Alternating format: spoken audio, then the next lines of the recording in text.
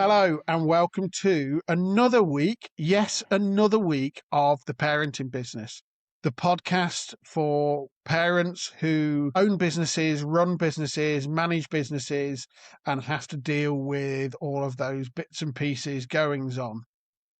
Just remember, if you like what you hear, please subscribe, click the like button, get in touch, just leave us a review, whatever you feel to get involved. We're here to respond to you more than anything. Yes, we waffle on. Yes, we have guests, but we want to hear from you as much as possible because this is about real life.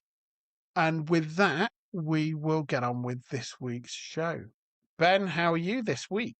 Good evening. Yes, thank you. I'll take the opportunity for another therapy session on today's episode. That's, as I've said a few times, that's one of the reasons I do this.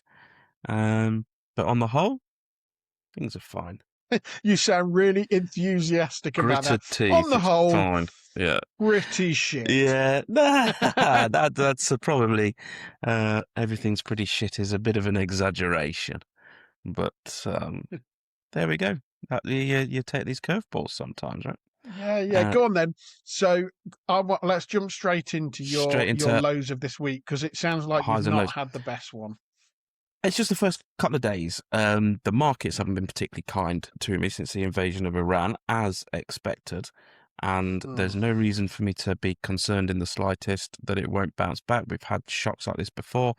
Half the world panics and sells up, and then over the weeks and months continuing, it builds back and then some. So, yeah, fuck it, don't really matter too much. Although it's not nice to look at all them red numbers. Regulars will know I've had roofer issues of late, and I probably said in last week's episode, I can't remember, but we unceremoniously kicked one off the job, fed up here now, move on to the next one. That's all booked and sorted in the plan. And then lo and behold, yesterday, the guy I thought I'd kicked off site turns up, starts taking more tiles off. Oh, bloody hell. Oh, God, yes. So, okay. Yeah, and it's like, well, maybe he's trying to remedy the situation and, but no communication whatsoever. As far as I'm concerned, I've said, piss off, mate, I've had enough, sort of thing. And, maybe he's thinking he'll finish it and then I'll put my bill in. Well, there's almost as much damage done that I've got to pay for because of you than what's left after your deposit. So, where does that conversation go? What do we do about the other firm that's booked in to come and sort us out? Although I dare say there's an element of that's not a bad position to be in. Let's just see what happens, which is what I'm doing. Maybe this guy comes, sorts it all out, and it's all tickety-boo, and we say, okay, I owe you this. There's that damages. Well, I'll give you the difference. Bye. Done. And I don't need the other guy, and it's all works out. Maybe, who knows? So that one's been fun, nice and stressful, because my tenant's he's a bit of a delicate flower anyway, my tenant in this house, and he's been kicking off, according to the agent. Is not their words, that's mine, but understandable. It's a bit worrying, isn't it? You've been told that tradesman's been told to piss off because he's let us down too many times, and then here he is back taking all the tiles off. And then he turns up. It's like, fuck yeah. So that's been fun. My order book's a bit down, to be fair. Not worryingly. There's enough around and in the pipeline, but it's a bit shit this last couple of weeks. Maybe I've took my eye off the ball is one way of putting it, but equally pre-Christmas we couldn't cope with all the work we got, so I'm not going to try and sell things at the minute. We're stacked out up to capacity, which is nice, but whatever. Well, that was a mistake because here we are now, a bit quiet. So, but it's difficult though, balancing, isn't it? Because sometimes you're in it, you're pushing for work, and then you think, oh, I've got a load of work. So you ease off the gas a little bit, and then all of a sudden it comes to bite you on the arse. Well, a couple of our regulars are quiet, whereas they're not expected to be quiet. You look at their order history for the past 5-6 years, they never dip this much, and there's two or three of them all singing a similar story. So all it means is at the minute we don't have 4 to 6 weeks worth of trade in the pipeline. We're down to 1 or 2, so we're not struggling for anything to do. And I will be taking work on that I'd otherwise pass. So, again, if that's as bad as it gets, I'll take that. The company doesn't have Yeah, debts. We fair don't enough. have big problems. We don't have much arrears. It's a minor problem in one sense. What I will say is my low point of the week is the Mm. electrical system of Jaguar XFs. So I've had no car for a week. I'm walking everywhere. I mean, I hope it doesn't go on too much longer. I might end up losing weight. And it's God, all you just be sort of come, careful. yeah. It's all just sort of come. The factory slowed down. The market's tanking. We budgeted £7,000 worth of refurbishments for one of our rentals. We're 11 and counting, and now Wow. and now £1,400. Yeah. Fucking car. It's shit. But we'll get there. It'll be alright. Yeah. So But the physical rain stopped, but yeah, it's not yeah, stopped raining in your world. yeah. So that's the combination of that is kind of my low point. It's like, fuck's sake, one problem on its Yeah. own doesn't even enter the psyche. 5 at once. It's like, Yeah. fuck's sake. Stressful then. Well, you get through it, don't you? And I did have a bit of a ranting time out a couple of times, but there we are. Hopefully, ranting out to me, to listeners, gets it a little bit off. Yeah, So helps a little bit. come on then, let's talk about the highs. The highs. What's Weekend been was happening? nice. Swimming wasn't cancelled this week, which is great. That's been a bit 50-50. Hey! Yeah, it's been a bit 50-50, hasn't it, for a while? Yeah, girls are really starting to flourish and their confidence is coming through, and that's lovely to see. My high, I'm going to say, this isn't an advert for anybody or anything, but I was pleasantly surprised to a point, but I was very pleased with how our first church service went. The kids have never been. I used to go quite a bit until he's Okay. pre-COVID, and that sort of stops a bit, and then kids come along and say, fucking hell. And to be fair, I've been happy enough to, because people talk about meditation, and I've never meditated. I don't really get it, but I get what they're saying about being completely at peace, calm with the world. I feel like that when I'm sat in church. So we're told it's child friendly. Their christenings are booked for 6 weeks' time, 8 weeks' time, something like that. So we went along. Okay, that's good. And there's a few of the people who help run the church. It's very kid friendly, to say the least. Kids go off, do you want to do some colouring? We're doing crafts. We've got Lego. We've got soft toys. We've got all the gear. And the kids were just great time getting involved with all the little games that they're playing with 3 or 4 other kids and the ladies who run that. I'm sat there listening to one of the first vicars who has been entertaining as well as interesting, whereas previously they kind of sit there and nod off while someone drones on at you. No wonder congregations are struggling. I was reading in the Economist magazine a few weeks ago, congregations are back on the rise because they're trying to do things like this. And it was quite refreshing at the end of, I'll say sermon, it didn't go on that long, but at the end of her little sermon, she sort of says, anything you want me to cover next time, come and see us. Door's always open. We want to try and be relevant to you. A bit like we do with this, really. Give us your feedback. Tell us what you think. Yeah. And she quoted Father Ted. Now, Father Ted, I've never really watched Father Ted, but it's probably my kind of humour. And she says there was a point where Dougal asked Father Ted, how can the same being be the Father, the Son, and the Holy Spirit? It doesn't make sense. And the vicar there, Rachel, the lady, says, it don't make sense to me either. I don't get it. But let's come and have a chat about it anyway. We'll see what we can come up with. And just think, my kind of vicar, happy. So that was nice. I'm just thinking back. Yes. Sorry, I'm thinking back to I can't remember if it was a couple of episodes ago or. Don't think too long. We're 10 minutes in already. Yeah, I know, and my head starts to steam if I think too much. Yeah. But I seem to remember a question of why does it rain, and what about the weather?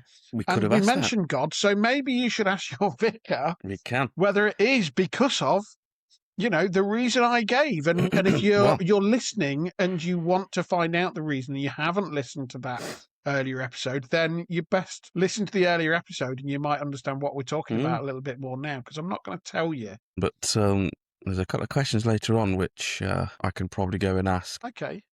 At the church as well, because we got one of the big ones this week from one of my little girls. Anyway, your turn. Come on. What's your lows? You set fire to anything this week? You know what? I've not set fire to anything. Yeah, have you read all the instructions on your food that you've cooked? I've done quite well. I've done quite well this week. I've not poisoned anyone, set fire to anything. No. or done anything like that. Have you done that then? Takeaways? Lowe's, funnily enough, yeah, I've done a couple of takeaways this week. Domino's and Just Eat been keeping your kitchen but that's nice and linked safe. to my hive, so I'll come on to those in a minute. Okay, come on to Lowe's first. Go on, what have you done? Lowe's this week. Yep. I think I'm trying to think. There's been a couple, so I've got this ongoing saga around challenges with business partners. You said last time, which I mentioned last time, so that's slightly ongoing. But we're getting there with that. Good progress is good. I mean, these in the pipeline these things take time, don't they? So that's taking a bit of time, and I don't really know about any other Lowe's as such. Oh, good, living in paradise. Other than the fact, I suppose, I've had a stinking cold. I've had an absolute stinker of a cold. Staff have had stinkers of colds as well. It just seems to be going around at the minute. So I felt a little bit shit for a few days, but you just kind of get on with it. You're looking a bit pale. I thought that was the light you sat in. Oh, it probably is as well. But I'm feeling a lot better now than I did. Oh, yeah. So thanks for saying I look pretty shit. Yeah, that's a pleasure. Not say how it is on the show. Yeah, absolutely. Yeah. Where's your pulse? Is it still beating? Go on. Sorry? The pulse? Yeah. I'm still alive. Not the reason you're pale, is it? I'm still alive. Yeah. No, I'm not dead yet. So you're like a blood donor. I couldn't say no. Always a bonus. Yeah. Go on, what's your highs? Highs then. Biggest high, I got my... It was a very, very last minute thing. Yeah. That my partner came down for a few days. So we're nice. Actually, I'll tell listeners, we're recording a couple of days later this week than we usually do because of the fact that... long, drawn-out, dirty weekend. Sorry, the show's rushed. I was busy getting my end away. Yeah, I know. We've not had a dirty weekend. Oh, that's right. It started Monday, didn't it? It's not the weekend. Days. Yeah. We've had a really nice few days. Yeah, well, I've had all the shit. Getting to spend a bit of time together because we've not had a lot of time together. Yeah. No, that it was nice a very, very last minute thing. Yeah, okay. It wasn't decided until the Saturday that she was coming down on, or the Friday or whatever, Friday night that she was coming down on the Sunday. So we've had a nice couple of days. And yes, I've lived by the rule of family relationships kind of come first. And because we don't get a lot of time to each other, you've been really good. And I just said, look, can we push recording back by a couple of days? Suited me. I'd had a stinker of a start to the week. Kind of suited me. I mean, yesterday was my birthday as well, so we've had a fuck it, leave me alone. Was it your birthday? Were you 21 again? Yeah, 21 plus 20. Yeah, it's the 20th time I've been 21 again. Yeah, awesome. Awesome. Well, many happy returns. I didn't realise it was your birthday. Yeah. That's right. I ain't got a clue when your birthday is. To be fair, not a clue. That's all right. No one gives a shit when my birthday is. Yeah, no, that's same. It's another day. Can't give us stuff when your birthday is either. Go on. So my high was pretty high. Yeah, really, really good. And we did plan the next time that she's down with the kids. Yeah. So down with the kids. Speaking of being down with the kids, I bumped into somebody I've not seen for a while. We went to school and there were a few messages back and forth with each other and blah blah blah blah blah. And we used to dabble a bit in on the music scene, but when you're teenagers, it's very much a couple of dickheads in a garage strangling cats and sounded like we're castrating Doberfields. Anyway, he sort of says, "Don't know how bizarre to me. There's one song where we need the triangle playing in his reggae band, but all I've got to do is sit in the corner and ting." Okay, we've moved on to dad jokes. Oh my god, we've moved on to dad jokes. Terrible. We've had I can't remember if it was 3 or 4. We had a few dad jokes written in. That got nothing with my 4-year-olds twins. It wouldn't do, would it? They ain't got a clue what a reggae band is. They know what a triangle is, but to them it's not a musical instrument. It's a shape that you play with. But there was one joke that got a little chuckle from one of my 4-year-old twins. And when I say a little chuckle, I mean but I'm taking it. A listener, a fan of the show, who still, for some reason, listens to this drivel. Why do flamingos stand on one leg? And I got pictures of flamingos up on YouTube. see how the flamingo's standing on one leg? Why are they all standing on one leg? And my twins are, oh, what? Why are they all standing on one leg? I dread to think. If they weren't standing on one leg, they'd fall over. Yeah. It got a chuckle from my 4-year-old, which is exactly what I asked for a week ago.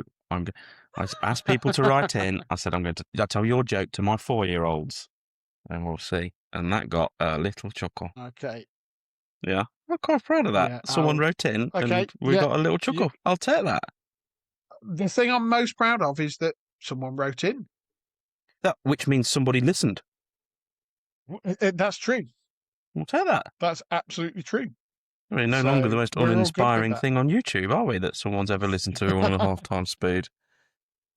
And I think, so that we're not uninspiring, I think we should move over to somebody who is a lot more inspiring. He is a lot more inspiring than us two put together. For absolute transparency, there's going to be a really obvious continuity error in this. Well, as I've just realised, I'm wearing I'm wearing a completely different top. So I will admit that we did record this a short while ago, and I found it a really interesting chat that we had. So I think it's time for us to go on and have a chat with Craig Manifield. Of various businesses. On that, find out what he's got to say. Couple of guests ago, it looked like I'd had a shave in no time at the split when it split. So I won't worry about your red jumper. Anyway, here's Craig. Today we're joined by Craig Mannifield of various businesses, actually, Craig. So welcome, Craig. How you doing? Yeah, good, thank you. Yeah, nice to see you all. Good. We'll kind of go straight into it. Tell us about your businesses, your kind of business life and your journey. So starting from the beginning, I moved out to Spain when I was like 17, so I played roller hockey. And I moved out to Spain to live with a family out there, played roller hockey out there, semi-professional, from like being 17 to 18. Struggled like with the language sort of thing, all my friends, they all wanted to speak English, so I never got the chance to practice my Spanish. And then, it came to like the next season, and my dad, he had his own business, so he offered me a job. So, came back to England at 18, started working for my dad. We did pressure washers and steam cleaners. Okay. Something that I wasn't really interested in, but felt obliged to do it and give it a go because it was a family business. Mm. So, stuck at doing that for 18 years. And then found my passion in tattooing. My mum and dad, they hated tattoos. They just didn't agree with it. They thought I was chucking my life away when I said I was, wanting to do something with tattooing. So I jumped out of it, but we brought a property that we were going to run as a showroom for the pressure washer, but there was no interest in the showroom, so we shut it down. And then I started like tattooing friends in this like sort of shop. This little shop boarded the windows up in the front. I was living above the shop, and then got into tattooing that way. Then it came to the crossroads. It was like all or nothing. It was either carry on the family business sort of thing or follow what I wanted to do. And like my mum and dad, they thought I was chucking my life away, but I had a massive passion about tattooing. I got my first tattoo when I was 18, and then opened the shop. I think the tattoo studio has been going about 15 years now. So it's been an industry, it's took me around the world sort of thing, tattooed in LA and Sri Lanka, South Africa. So it has been a good business. And then a year ago, my mom, 2 years ago, my mom had a stroke. So my mom and dad, they also had another business. They had a shop as a greengrocer where the Doberfields shop is now. So my mom, she had a stroke 2 years ago. I was finding myself more and more helping out with her and being down there more time, which sort of took me away from the tattooing, spending more time helping my mom and dad. It was my mom's idea. So, why don't you do something with this shop again? And so that's it, thought, I'm into dog food. I was got 2 dogs myself, and then found myself on business like number 2. So from doing pressure washers with my dad for 18 years, then doing tattooing for maybe 7, 8 years, now doing the raw meat and natural dog food shop. So I suppose it's always been like a family business sort of thing. Everything that I've done, I've done it through the family. The only thing I did off my back was probably go to Spain. And then my dad offered me a job, which brought me back to England. Did the business with my dad, and we did have a brilliant business. We had contracts for Nottinghamshire Council, police, not fire service, pork farm. So just to say it was like a 3-man band. We had some brilliant contracts. And then obviously, the tattooing side of things, and then the raw meats and natural dog treat. So that's how it's come about what I'm doing now. Okay, so it sounds like you've got a bit of a crazy business life, trying to run multiple businesses. Tell us about family life. You've got a daughter, haven't you?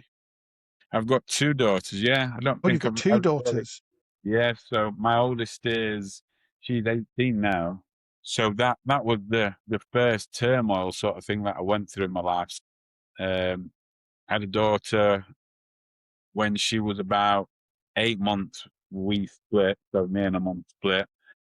I was seeing her, we set up a mediation thing, start off with it. I was seeing her every weekend.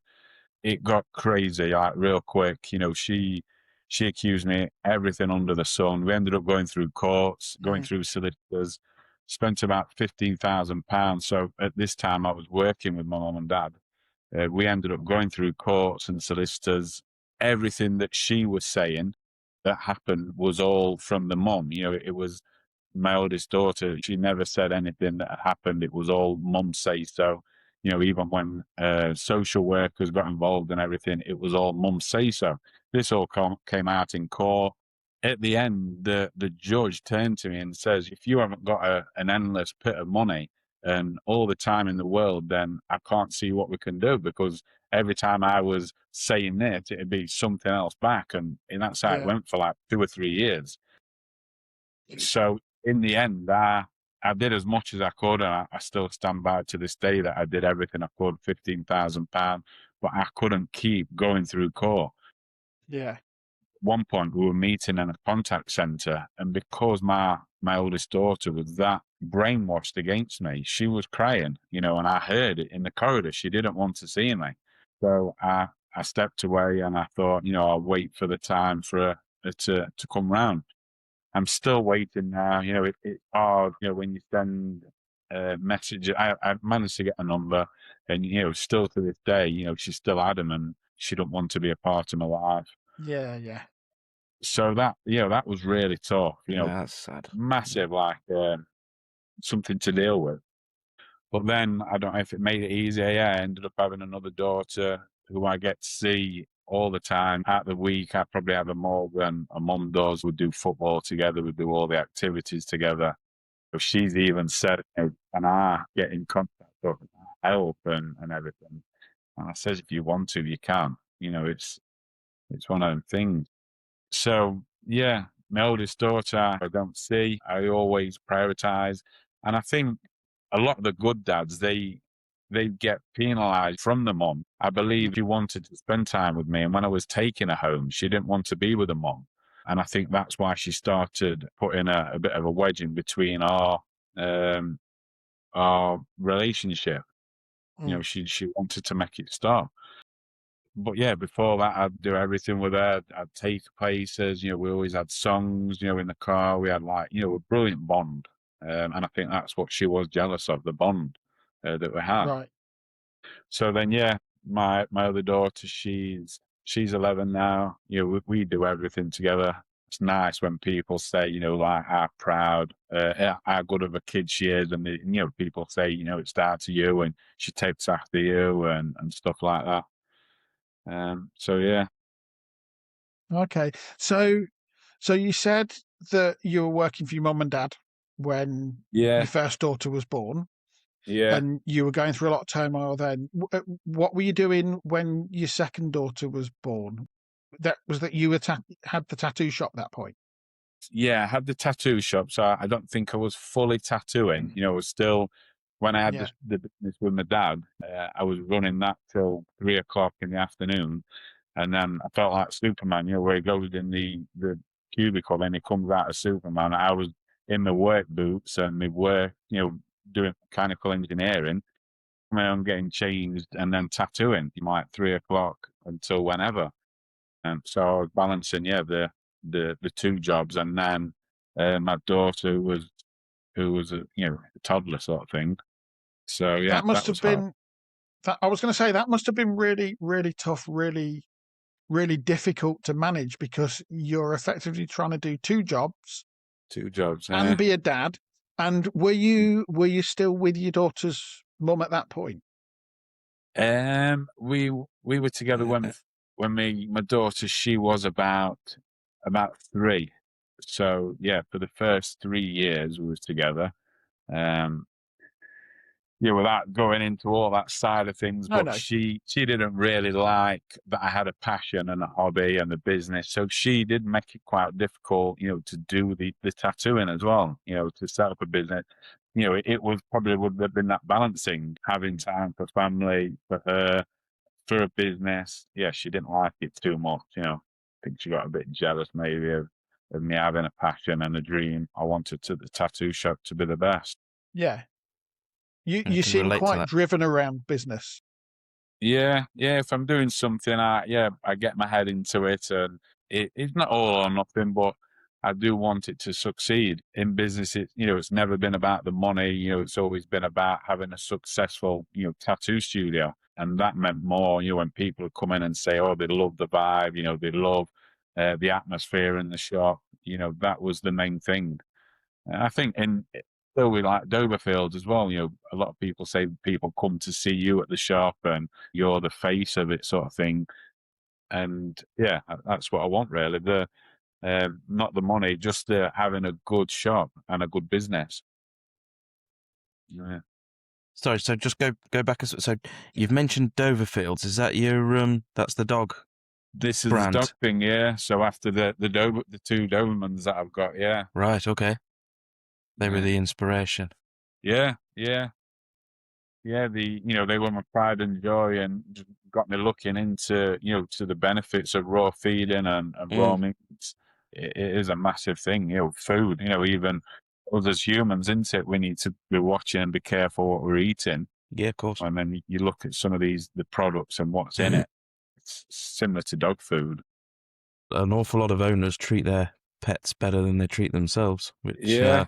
which, They should as well. They are part of the family, aren't they? course. Like the dogs. So you won't feed your kids McDonald's every day. They'd survive on it, but they wouldn't be the best. Wouldn't be great, would it? Wow. So the question that springs to my mind with Doberfields and tattoo shop and everything else is, we've had 4 or 5 guests on now, and everyone's got a slightly different take on how they split their time. Some people are block out certain patches in their diary. That's when I do this. This is when I do that. That's when I see my kids. That's when I do this. That's when I do that, etc. And others, like Sarah, I just chuck it all in and I jumble it all up and I spin every plate, and 15-hour days somehow it works. So I find that side of things interesting. How do you split your time? I think at the start when I was tattooing, obviously when I was with my dad and I had the tattoo business, she was a toddler, so there's not much you can do for toddlers. I find like when they were like 4 or 5 years old, that's when I needed to be more part of the life, and it worked out quite well because when I was tattooing, obviously you get your appointments and you can work your own hours. Yeah. This was like a massive thing for my daughter that I used to go to every appointment, like sorry, not every appointment, every school, what they call it, school acting or school, when they have like, they were doing the football or the events at school, there wasn't any that missed, I was always there. And then when I set up Doberfields, because it was a shop and we had the sort of 9 till 5 hours, it was a massive thing for my daughter to comprehend. I went from seeing her all the time to then now I'm running a shop and the shop needs to be open. There's no one really that can help me or to cover, especially when the first year when you're starting, I think everything needed to be into that shop. Whereas the tattooing, I could sort of pick my appointments and schedule things in and know when my daughter's lessons or whatever she was doing at the time were. So it was a lot easier when I was tattooing. And then last year it's been hard. My daughter, she comes to work with me. So we try and make things, every kid loves playing shop. So she loves it being in the shop, and she's done like little craft, fairs or craft days where she's been out the shop and, she's been, making things and selling things or whatever. So in that way, it's been good, and we've bonded over that. But then it has been a massive, turnaround, to where like I'd have Saturdays and Sundays off in the day. Now where I work every Saturday and Sunday there is the busiest days, so I need to be at the shop. I think I've just realized, when we do have the time, making the most of it. I was speaking to Stuart the other day, she's into a football.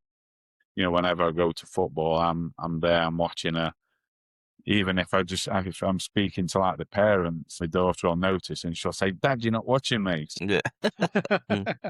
I love doing that. I enjoy, watching her. It's a super proud moment.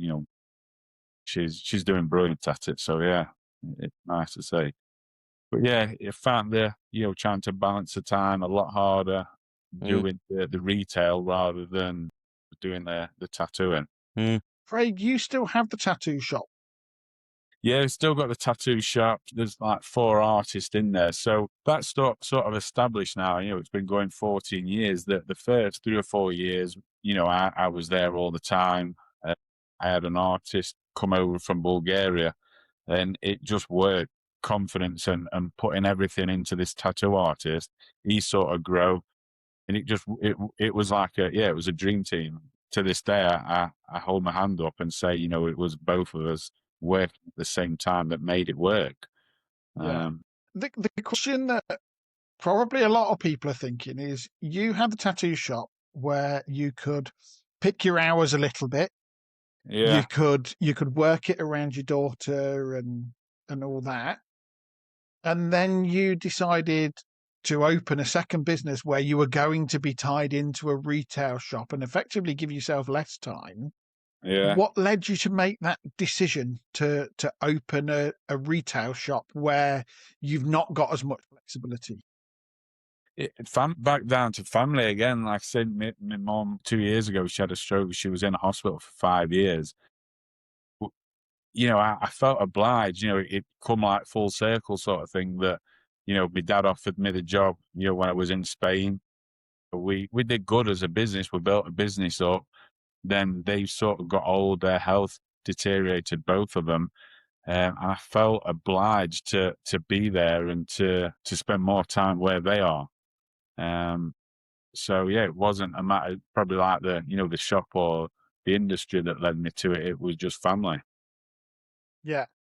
So, and that has been really hard. I've had many a times where I've come home and I've questioned it, because me and my dad had the business. So going from seeing him, fit and healthy, working, lifting and doing everything, to this last maybe 3 or 4 years, his health really dropped. Yeah. And I'm seeing him every day now. I've put myself in that situation where I'm with my mum and dad. So I'm a bit of a carer as well. I'm working in the shop. And then, so yeah, it was just family that led me back to there, Okay. to be there for my mum and dad, really. It's something that comes to my mind previous episodes as well as yourself is there's quite a lot of overlap when you think of people in our position. How many of us are brought up parents, sometimes single parents, but parents running businesses with a little kid who sweeps the shop floor, and then as we develop, we have exactly the same outlook and morals and views on the world as my dad, who juggled 2 businesses whilst I was a nipperoonie. So my father had a construction firm, and then the family business, my great granddad, not 100 years ago is now 1926, opened a little pet shop. Right. It wasn't a pet shop then, it's corn stores, on Radford Road, Nottingham. And my uncle started struggling a bit as Asda and Pets at Home all kind of kind of built up, and it sadly folded. But 8 to 9 years old, I was there every Saturday. Wouldn't miss it for the world. Loved it. Yeah. Wanted to go. Didn't Yeah. earn much. I got spare root of fuck all, but it became a way of life. And I'm thinking now, here I am, 40. Okay, I'm not in retail, but similar thing. I'm trying to build a business for me kids, and when they get a bit older, they'll be sweeping the floor. And your daughter now, Craig, where does she fit into this mould? Does she come and muck in as it is? She said she turns up with you. Is she interested one day? Yeah, well, back to like the tattoo studio, that I said to her, just passing conversation one day, I says, oh, you know, all this will be yours one day. And she says, oh, good, I can turn it into a vet's. so she had no interest in tattooing. It was like, I want it to be a vet's. Well, why not? But yeah, well, yeah, the pet thing, you know, it could happen. But at the minute, she wants to be a nurse. So I've got no hospitals or no businesses and that. So, but yeah, she loves coming to the shop. There's been times where, you know, if I've been up at the back or the garage, she's watched the shop and she's actually dealt with customers. You know, at 10 years old, you know, all our customers are really, in fact, they're very local. It's a local community. So yeah, you know, she dealt with it. You know, she knew what she was selling, and I come back and she says, "Yeah, we just sold this, Dad, or whatever." So it's nice. You know, it's you know. Yeah, proud moments or whatever. Yeah. Sometimes I think she gets bored, especially on a weekend, you know, maybe, you know, after school, it's not that bad because, you know, she comes back after school and then we have an hour in the shop and then she's off to football or whatever activity she's doing. I do feel bad for her, you know, Saturdays and Sundays, especially in the winter time, that when we finish at 4:00, there's not much to do. You know, in the summer we'll finish and then we'll go to like the playing field or the pub or whatever that's near us and do the football. But yeah, it's just something that, you know, we've adapted and, you know, we're just making the most of it. You know, she gets to see my mum and dad a lot more. They're in the house. So the back of the shop is still there at my mum and dad's property. So they live there. And so she's getting to spend time with grandma and granddad and everything. And something I've noticed, I'll hand over to you in a minute, Stu, perhaps. Something I've noticed is how your face lit up, Craig, and how that inner passion came to the surface when speaking about your daughter working with you. Yeah. Is that one of the nicest feelings ever in life? And I think, you know, a lot of people say she takes after me. So, yeah, I think I've done all right, and I've always tried to treat people how you like to be treated and stuff like that. So, yeah, I hope she follows in them footsteps, and you'll see me deal with customers in the shop and talk to customers. I've talked to customers and stuff. So, I hope she's getting some life lessons as well. Good for you, mate. That's nice to hear. Very nice to hear. Yeah. And maybe something my kids are similar age to Stuart's, so maybe there's something we look forward to in a few years' time. Yeah. Actually, at 4, my daughter's already asked, "Can I come and see you work? Can I come to work?"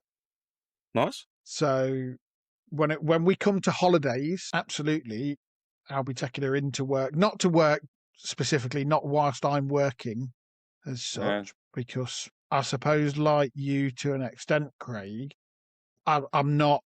I like to try and focus on my daughter when I've got my daughter. Yeah. You're in a slightly different situation whereby you're running the shop effectively by yourself, so you have, you know, you try and create that time with your daughter. I'm fortunate enough that I've got staff where I can go in to visit with my daughter and she can have a go and play at a few things, and then we can leave again when she gets bored. She's only, you know, 4.5, 5, so she's absolutely coming into work with me because she's already asked. Yeah. I was just thinking about, you know, I explained like the Doberfield side of like working with my daughter or being around my daughter. One of the best moments when we was tattooing, she used to come to a lot of tattoo conventions with me. You know, so we've been to Brighton, Manchester, London, all over, and then we ended up working at a tattoo convention in Lincoln. So while we was working, we stopped working or whatever. We went for a look around the convention, and they were doing a draw off, you know, for kids. So you know, the kids that could enter into competition, just you know, they all sat around a table drawing, because it was like a family show. And she won the drawing competition. So she drew Jaws. She was massive into sharks. She used to love sharks. So she drew the typical like Jaws, where it said the lettering above it, and then the the lady on the surfboard sort of thing, and then the shark. She drew that, and she won the competition, and she won a drone, like a Wow. like a kick drone, and she had to get up on stage, like she's won this competition sort of thing. She had to get up on stage. That was a mega proud moment, because obviously I was working the tattoo Yeah. convention, and then she went and did this drawing, and she ended up winning it. Yeah. So yeah, so she's definitely got the artistic skills and things from a mom and myself. And yeah, so Yeah. maybe she might be a tattoo artist. I don't know. Well, I was going to ask two questions following on specifically from that. The first one is, how old do you say she's now? 11? She's 11. Yeah, Right. 11. Yes, on Monday, Yeah. Yes. the birthday. Yeah, Has she at 11 asked for a tattoo yet? yeah. Yeah. No, she does want one. Not now, but she does want one when she's older. Yeah. I think she wants a cat. I think she even said like she wants dad, because like she loves Amy Winehouse. She's really out there and different. And I think Amy Winehouse had Daddy's Girl, didn't she? The tattoo. She the word dad. And when I was practicing, in the tattoo shop, I'd always end up like scribbling on her, or having like a Sharpie and drawing tattoos on, and she loved it. Yeah. Well, But then, that's awesome. my mum and dad, they're dead against tattoos. Me and mum, we're covered in tattoos, so she might go the other way and not have no tattoos. So, I think tattooing was always a bit rebellious, and as much as your mum and dad didn't want you to have them, that's why you had them. So Yeah. everyone probably expects from the daughter to have one, and she won't have any. And the next question, have you let her have a go and tattoo you anywhere yet? No, when she won this competition, I said like, if you win, you can tattoo the design that you did on me. So, but yeah, she's never got around to doing it. There's been a couple of times, and she says she doesn't want to. So, Oh, yeah. but when she does it with the pens, so there's a way of tattooing when you dip the ink, and then you have like your piece of paper, and you wipe the excess ink off your needle. So without prompting or whatever, she's watched us all in the shop, and when she's doing like a drawings with a Sharpie, she'll pretend to wipe the Sharpies like she's cleaning the needle. So she's picked up Wow. little things. Yeah. That's cool. Proud dad moments. Yeah, I'm just going to circle back to something that I think will really resonate with certainly dads out there. You mentioned historically with your older daughter that you went through the entire court process, and yeah, it obviously took a lot out of you, yeah, both physically, mentally, financially. yeah.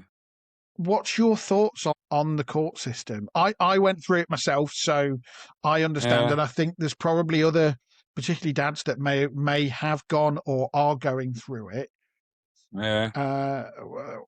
How did that work for you, and how do you feel about the system? And Yeah, my main thought at the time, it was all legal aid, so what she was getting everything paid for. yeah, Every time I picked the phone up, it was £9. Every time I needed a letter writing, it was £19. So it just felt like back and forth letters, back and yeah, forth, and that was where the money was adding up. She was getting everything for free, so she didn't mind. There were times where I'd go months or weeks without seeing my daughter, and it's just it is really frustrating. At one point, I don't know what I can say on here, but yeah, at one point the chief officer of Notts Police got involved. He rung me out of his own time, and he says something doesn't look right here. So every time I'd go round to see her, she'd say I kicked the door in, or she'd make things up. And I says, I've got all the evidence on my phone, because I know what she's like, So I'd record myself turning up, I'd state the dates and state the times, and then I'd leave. Then I'd get a phone call from the police saying I'd been round harassing her. So this guy, this chief of Notts Police, he used to work in social care with kids or in, childcare or whatever. And he said, I want to look into it further. And she said that you can tamper with your recordings or whatever. And he said, bring your phone in. I can prove that nothing's been tampered. I'll get my technology team or whatever, to help out. And if he didn't have done that, off his own bag, it'd just been more time back and forth, proving that. So yeah, it's so frustrating, especially when you want to see your child, and you just letters are getting sent, and you've got to wait, and then the solicitors are going on holiday for 2 weeks, and you've got to wait for this and wait for that, and yeah. It sounds like it was a really, really tough time. How did you hold it together? My brother, it's going Right. making me overwhelmed, but yeah, my brother, he was my rock. I still say to this day, he's working with my dad. I saw him more as a boss than a dad. My dad's like a typical old school miner. There's been times where I said, "I love you, Dad," and he'll go, "I know." He couldn't say he loved you back. Whereas my brother, he was like my dad, my brother, my best friend, and he was there for me throughout the court process. He came to courts with me. So yeah, it was him that helped me hold it together. At my lowest time, speak to him and it'd be positive, or he'd give me words of advice. So yeah, my brother, 100%. I think having that person to turn to, whether it's family or whether it's a mate, a friend, or whatever, I think for me also that was what got me through. So yeah, I can understand that having somebody else to support. Yeah, I think it was hard to speak to friends because you'd feel like you always turn into them, and 9 times out of 10 they'd just say it'll be all right, or come on, Yeah. Whereas brother, if I were crying, he'd probably cry with me, or he'd it was just some other connection, some other love sort of thing that got me through it. And I think the difficulty is that your friends that aren't going through it maybe don't really understand and maybe don't know what to say. Yeah, and then you feel bad for for maybe talking to them because you don't want to really burden them or put that sort of pressure on them. Yeah. I mean, sit here listening, I'm so much admiration for what you go through, how you go through it, how you handle yourself. I've said to you a couple of times today, I'm thankfully happily married, and I don't know how you go a week without seeing your kids, let alone the court battles, let alone the stress that must have on you whilst you're trying to run a business as well. And that you kind of see where people who don't have that extra support, family member, you kind of see how they turn to drink and ruin their lives, can't you? You can see how it starts. Yeah. I think the thing for me as well going through it, actually, yes, I spoke to mum and dad a lot, but I spoke to my sister a hell of a lot more. And it was at the point when I was at the lowest of the low and it all came out and I was going through court. My sister would phone me every single day without fail. And almost every day she phones me now anyway. And we're 3 years further down the line. Was that the level of kind of communication you were having with your brother as well? And is he local? Or no, was he local? he's in Bridlington, so East Coast, Right. so 2 hours away. But he'd come down, for a drop of a hat. He was just there. Yeah.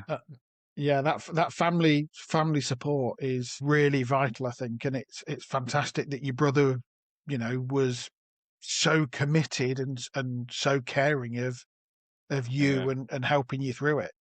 Yeah. It was tough times. So the thing that kind of strikes me on subjects as raw and as brutal as some of these are is when you said you didn't like to burden people. And I completely get that. We're blokes, we bottle it up. Yeah. And at what point do you just go pop? I mean, that's the reason Stuart wanted to start this whole thing. Just get it out. You ain't got to come on the show and tell everybody. Drop us a line. It'll be confidential. Won't go any further. Get it off your chest. There's a local group in my town, Bob's Bottled Up Blokes, and they just rent out the village hall, couple of beers, and have a natter. And just turn up out of the blue. Yeah. Come and get it off your chest. And things like, similar to stress, I suppose, but things like these emotions, it's relative. Some people could be really suffering over something, others think it's not too bad, but it's kind of irrelevant. If you're suffering, Yeah. don't worry about, please, burdening people. Just fucking get it off your chest. Come and talk to us. Yeah. Talk And to I think somebody. you know, somebody's probably been in that situation before, you know, especially if it is a group or, you know, and somebody's gonna pick up on something that they did or they, you know, I think when it's your friends, I think it's better not always friends, but other people that you don't know, you know, speaking to, you know, having a conversation with rather than friends, you know, because you feel like you're speaking to them all the time about the same thing, and then they don't really know what to say because they didn't know what to say the first time. Whereas if it's a group or, you know, those are people, like you say, meeting up, there might be somebody there that can just say, I did this or I did that or I went through that. Whereas none of my friends were going through it at the time, so they couldn't relate to it. At Bob's Bottled Up Blokes, everybody's issue is different, but everybody's there because of an issue. So you're almost comfortable Yeah. talking about it because everyone else there is in the same mental space of humility and can I help you and can you help me? Yeah. I thought. think there's a slight perception with talking to friends, and maybe it's right, maybe it's wrong, but people that you don't know are easy to talk to, and generally family are easy to talk to because family won't judge you because they're family usually,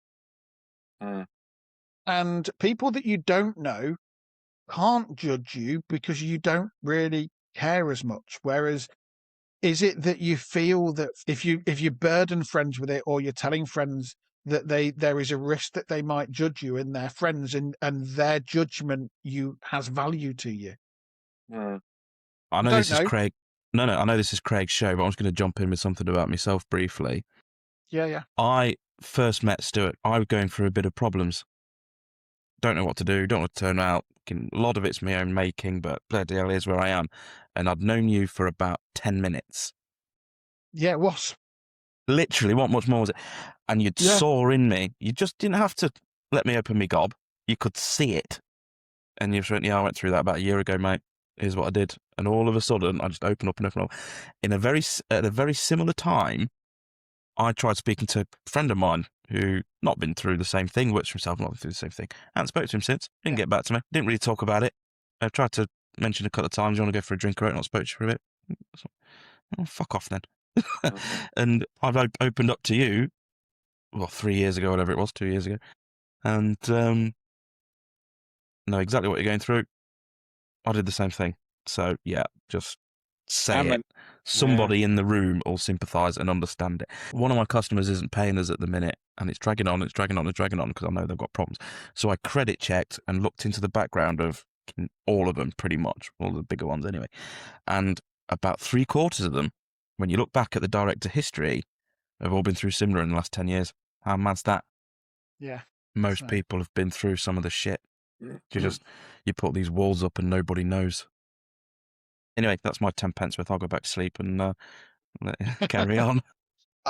Ben, I think you are quite right, though. Certainly, as business owners, if you're talking to other business owners, certainly business owners that are parents, and that's why we started the parenting business, a lot of them have been through very similar things with different nuances, but even more so than if you go to just a general man's club, a male group, or a female group, or a parents group. I think that business owners that are parents are a very distinct group of people in terms of the challenges that they face.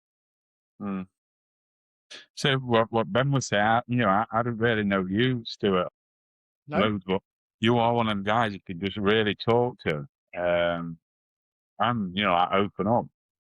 It's like, yeah, not everyone you can, like friends, you know, you've been friends all your life. You don't really want to open up, or, you know, sometimes you feel a bit embarrassed to open up to friends. Yeah. So I think, you know, people that, you know, I like live people, you know, like if they are in business, you know, you can relate to people like that as well, or business Yeah. owners, or, you know, and then parents as well, yeah. So what you're doing, the group and everything, yeah, it's brilliant, I think. Bringing it on to slightly more happy things. So I'm interested in the kind of high points in your life, Yeah, excluding the birth of your children, yeah, because we know that they're always a high point. yeah. What's been the kind of the highlight of your life, the absolute high point so far? At this like precise moment in time is this the business like working well, because it was such a, you know, it's been a tough year seeing my mum and dad suffer with the health, and I was going to pack it all in or whatever. And then it's nice to go into the shop and think that this shop's still running. You know, there's customers coming. Sometimes you know, you don't take credit for things, but this like last month, you know, I have stepped back and I thought the business is going, it's going good. You know, I've done this, I've sort of achieved it. So that's something that I'm proud of at the minute. You need to The, celebrate a few wins, don't you? Sometimes, good for you. yeah, yeah, yeah. What's the shop called, and where do we find it? Yeah, it's Doberfields on Instagram and Facebook and TikTok. And then we're in South Normanton, so in South Derbyshire. Normanton. Yeah, Link in the comments. Doberfields, yeah. Doberfields. Yeah. We'll And then when, you know, when I started the business, I came to see you, Stuart, didn't I? And you gave me did. loads of advice.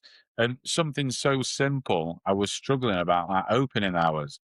And, you know, Stuart said to me, he says, you know, don't let people dictate sort of thing when you open. You say, if you're closed on a Monday, you're closed on a Monday. They'll wait till Tuesday, or they'll come Sunday to get the food. Now, I do close at 2:30 on a Monday, and then 5 o'clock on a Tuesday, you know, because my daughter has footballs. With things like that, as long as you're clarity with people, they'll, like you say, they'll wait with Tuesday if they know. Yeah, If they're that's not it, yeah. knowing, they'll go somewhere else if they know. But it was just something so simple, and I was stressing out over it. It's like, I need to be open every day because, you know, people are going to want to come in every day. As I said to you at the time, Craig, it's about that balancing. When do I need to be in the shop? When do I need to be working? And when do I need to be with my daughter, with my family, with the people that are important to me, as well as the business? Yeah. So I'm always very clear with people that, yes, there's certain things, certainly in retail, that you've got to do, and certain times that it's really important for the sake of the business, but actually no business is worth more than family. No. So I will always say, if you're in retail, set your hours, keep them consistent so your customers know when you're open, Yeah. but set them to also be able to spend time with family like you've done with your daughter. Yeah. Yeah. And people might appreciate that, respect that, connect with that if put that as the reason. Yeah. Closing early because I spend Monday afternoons with my daughter. Yeah. This is a Yeah. family business. Yeah. That'd be nice, wouldn't it? Yeah. What does the future hold for Doberfields, for Tattoo Shop, for you personally, in terms of where do you want to be in, say, a year's time or 5 years' time? The future. I recently went on holiday to Lanzarote. My partner, she surprisingly took me to Lanzarote, and I got a feel for the Spanish vibe again. You know, like I said, when I was 17, 18, I was in Barcelona. When I was there, it just hit me. You know, I woke up that morning, I was like, I'd love to be here. That's my goal and my dream. The Doberfield was ticking over and everything before I went out there, but that gave me a massive kick up the arse. You know, while I was there, I got a piece of volcanic rock. You know, at that moment in time when I was looking out to the sea and watching the sunset sort of thing, I picked this volcanic rock, and it's in my pocket now. So I take it everywhere with me, and it's like a thing to keep me. So yeah, that's it. So a bit of volcanic rock, and that keeps me, my dream alive. I even went to a estate agents, and just I find out about property abroad. So I'd love, that's where I want to be. I don't 10 years time. But just having dreams and goals helps with business 100%. It gave me a kick up the arse and thought, right, I do need to see this through. I through the worst but I think like the first year's tough.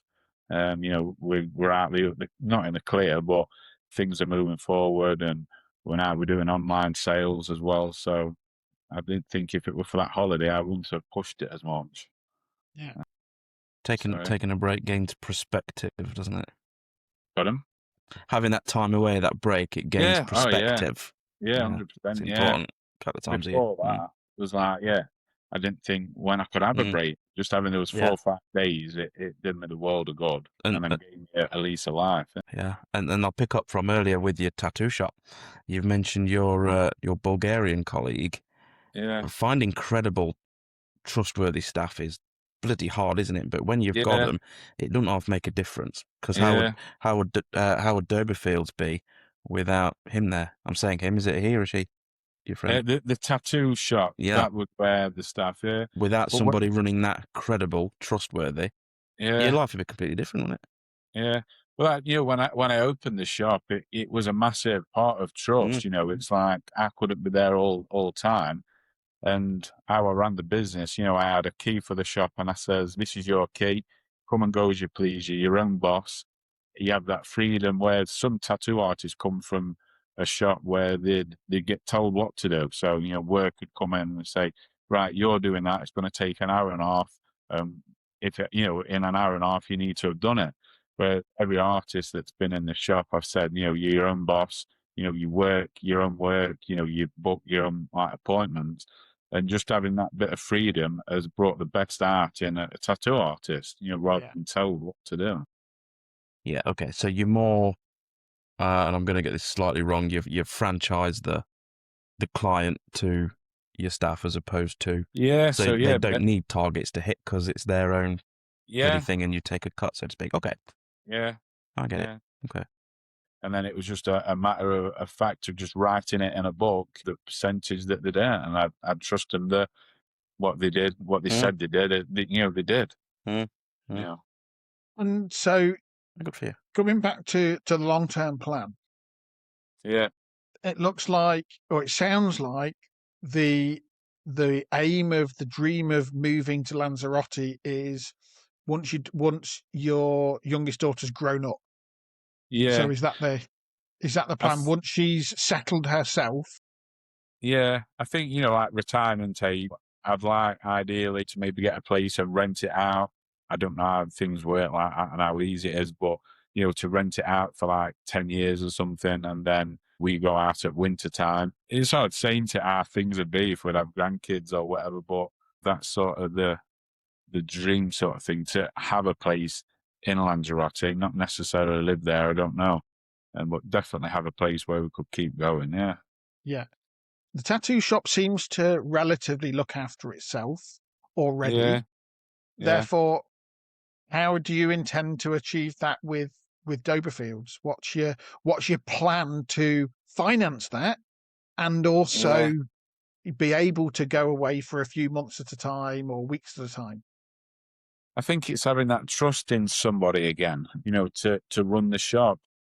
We'll already got like a lady or a friend who works in on a Monday. I have Mondays off now. She covers the shop on a Monday. So she could potentially go to, 2 or 3 days. I do want to get back into tattooing as well. Yeah, a mix of working in the tattoo shop and then maybe having somebody at Doberfields covering 2 or 3 days. But then, just thinking about it, I don't know what would happen, obviously, because it's my mum and dad's property. So, I suppose it's down to them, really. What happens. Yeah, that's fair enough. Doberfields, I've been into the shop a few times now. Yeah. And I think at some point you are going to outgrow your current shop, aren't you?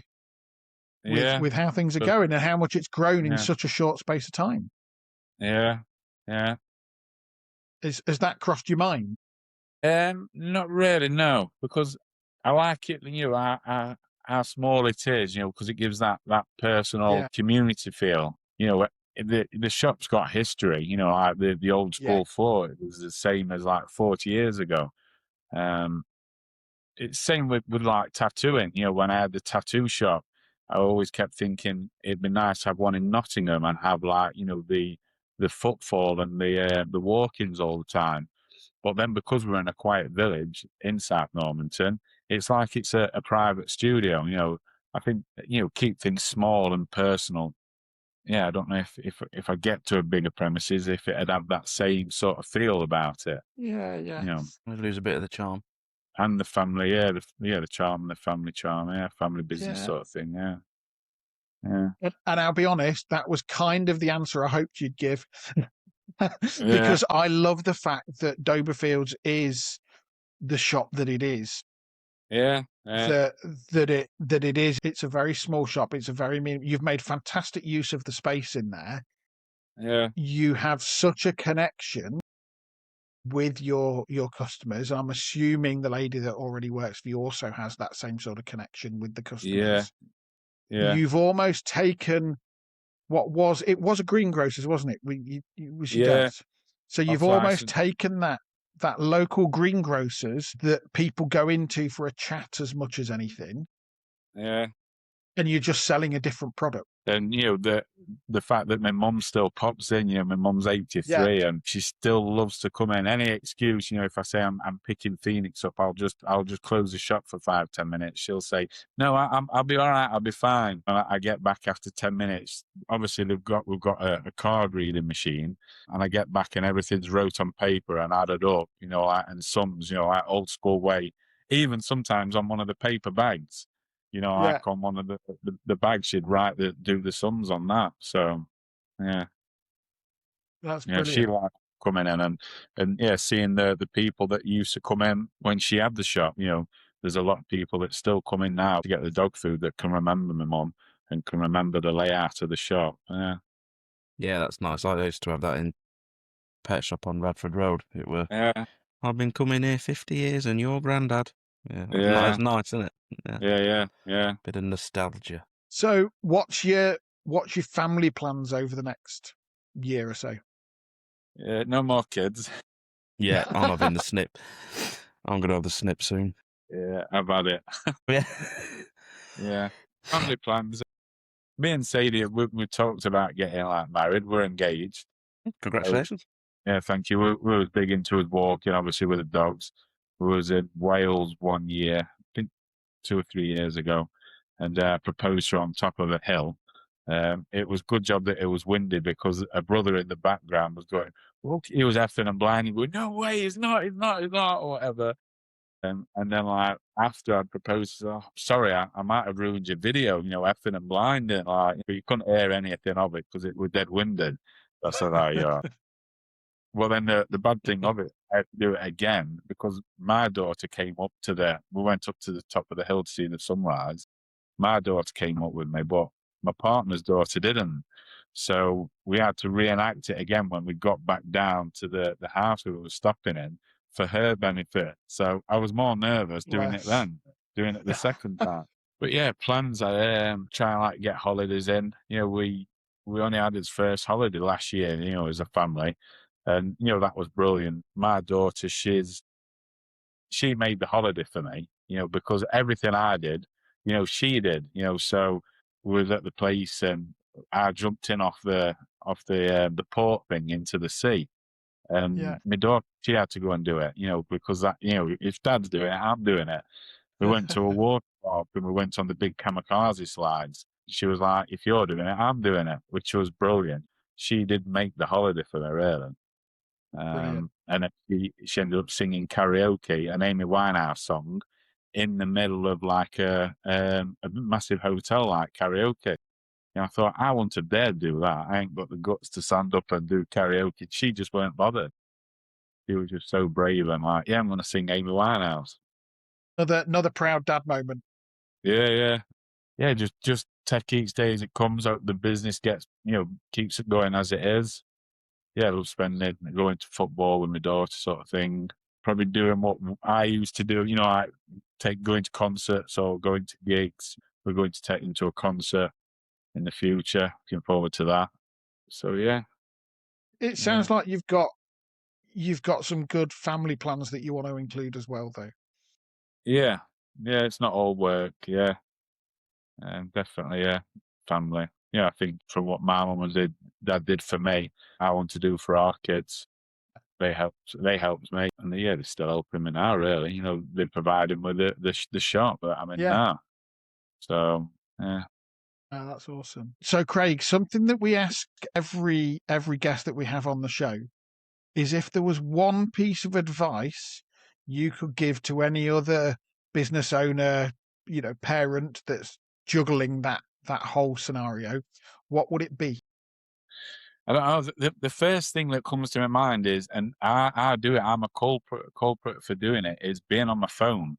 When your kids are around, I really need to curb being on my phone, because now my daughter, she's on her phone a lot or on her iPad, and I say, you're on that a lot, or come off that, and she could just, she's never done it, but she could turn and say, well, you're on your phone, so maybe what I'm getting at is just set good examples. So, just remember that your kids are always looking up to you, sort of Yeah.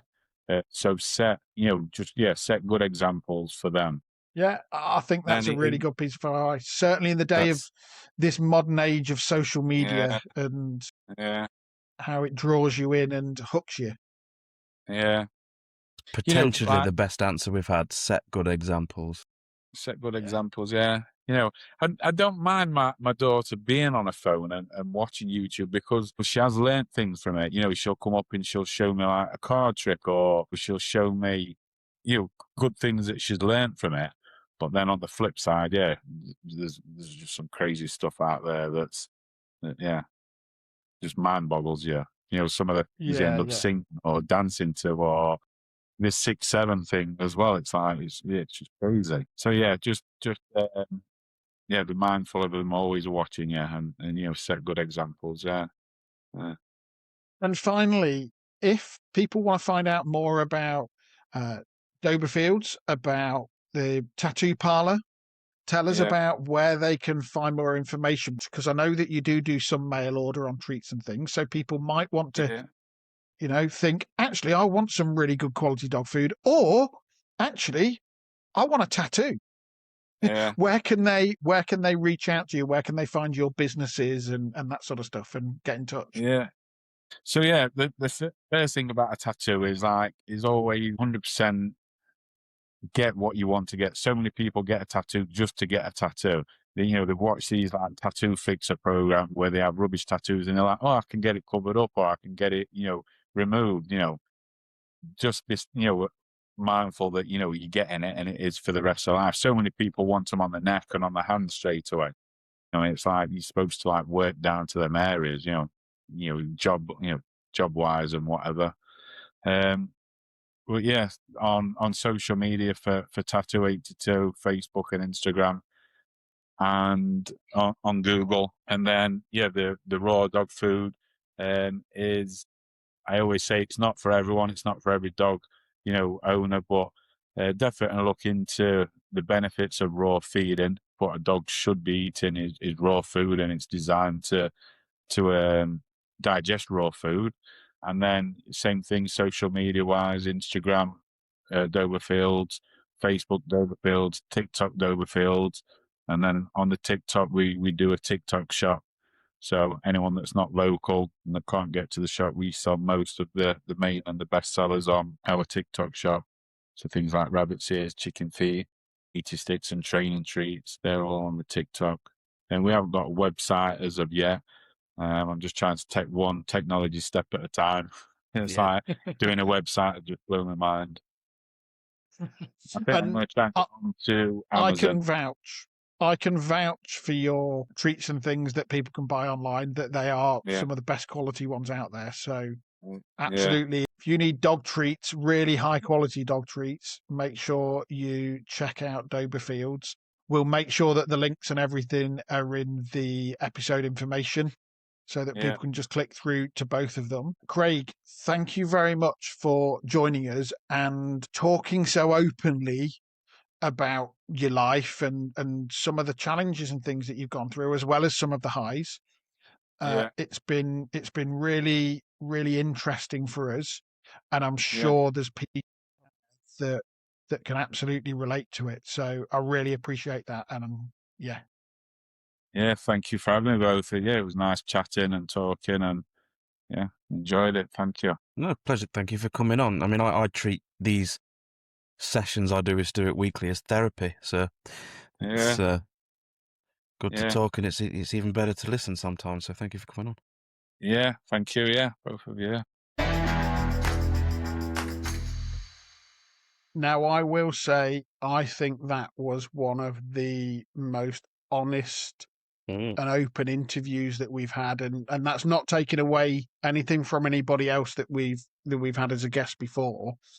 But for Craig to open up so much about his past, his first daughter, the court case, the allegations against him, that's a lot. And I can relate to that a little because I've been through some similar bits. You've had a similar journey, and that raw emotion is what it's all about. I particularly like.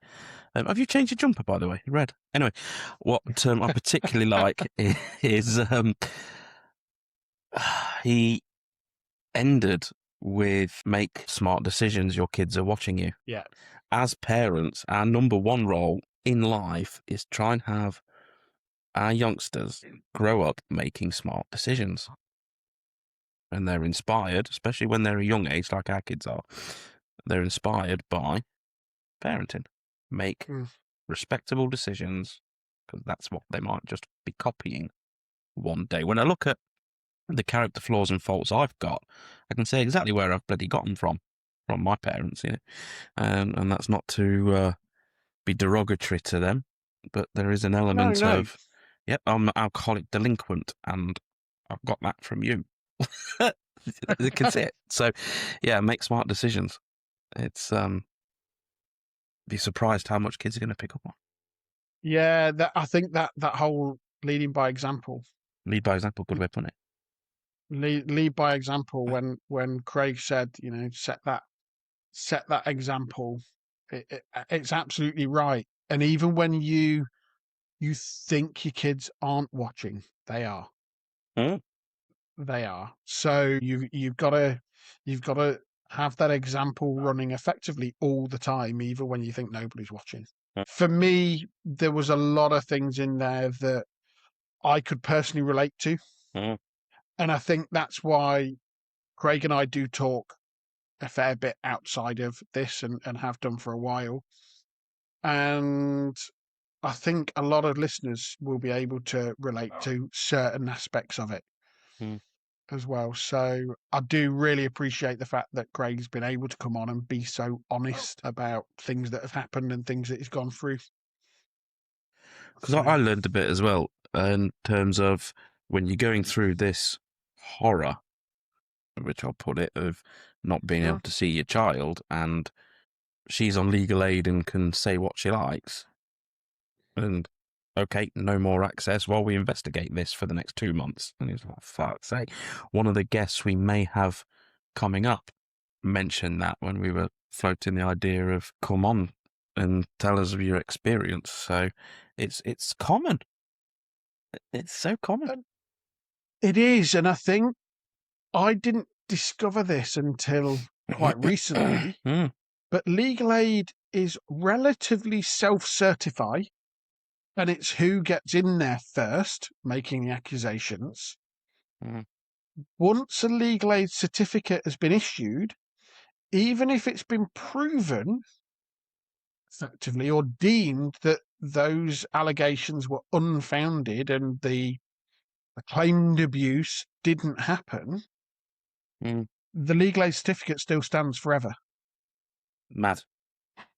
Absolutely so you can still keep charging the taxpayer for legal aid, even though a judge may have now decided that the allegations that you made which got you legal aid Mm. were unfounded or, in their opinion, were untrue, I mean, you still get legal aid. I get why people dress up as Batman and climb Buckingham Palace now, highlighting some of this. And the biggest thing is, like Craig said, make good examples. When you're going through this, you're not making a good example for your child here. No, you're not at all. Neither of you are. And that's gonna. Yeah, it's difficult. It's a difficult one. They're gonna struggle for a bit with that. Yeah. And yes. what do you do? So What do you do? we are coming to towards the end of this week's episode. So let's move on to one of our regular things before we wrap up then.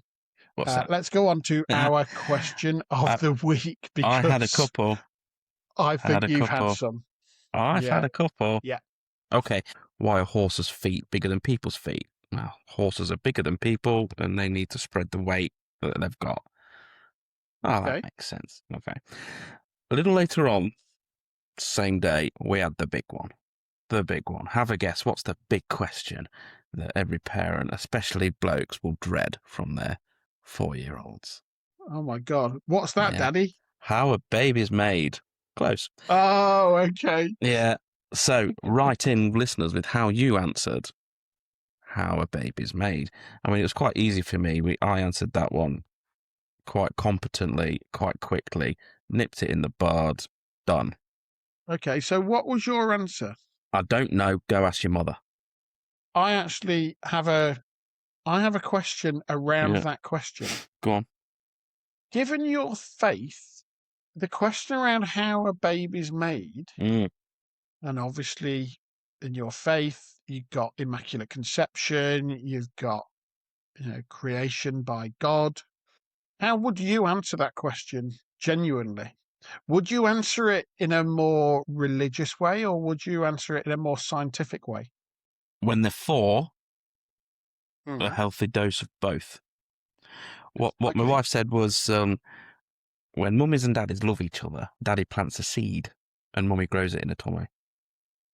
That'll do. That's right. Bit scientific, bit basic. She's 4. My God. Yeah. So, and I'd probably add a healthy dose of if God blesses it type thing. Yeah. Done. She's 4. As we grow older, we need to know an element of we practice safe sex love if ever you get that far, because you don't want kids too early.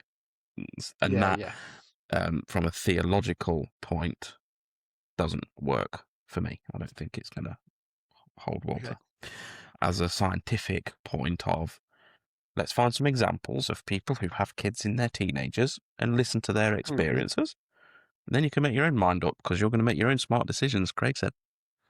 So I'd probably try and find people who've had that experience, people who've had children later in life, children had earlier in life. And let's talk about it. I think most 4-year-olds don't have anything strange here. They're very inquisitive. And they are. When we get a little bit older, let's try and keep some of that curiosity, but let's go and find the answer. Let's go and talk to people who've been there, done it. How did you find it? Yeah. Good answer. Because, I couldn't answer what the sharks do when they need the dentist. That's the one for the listeners. Fuck's sake. What do sharks do when they need the dentist? They've got lots of teeth. They must need the dentist, but they can't get to the dentist because they live in the sea. Answers on a postcard, listeners. They've got so many teeth, they must need a dentist all the while. But how do they get? I don't know. Fucking clue. What do they do? No idea. No, there's got to be. Yeah. Answers that I can explain to a 4-year-old. Like, what do sharks do when they need the dentist? Telling me a shark don't get toothache sometimes. Probably. Yeah, of course they do. Well, do they? I don't know. Well, I don't know. Maybe actually what we need is a marine biologist to tell us. Do sharks ever need the dentist? Do sharks get toothache? Well, we'll see. We'll see. We'll see if anyone knows why. Answers on a postcard. Email in. podcast@parentingbusiness.com. Yeah. Not a clue. I'll take the how a baby's made every day over what the sharks do when they need a dentist. Yeah. Fair enough. On Fair that enough. cheery note, Yeah, I think it's time to maybe wrap up. try and So beat the if dad you joke about the, what was a dad joke?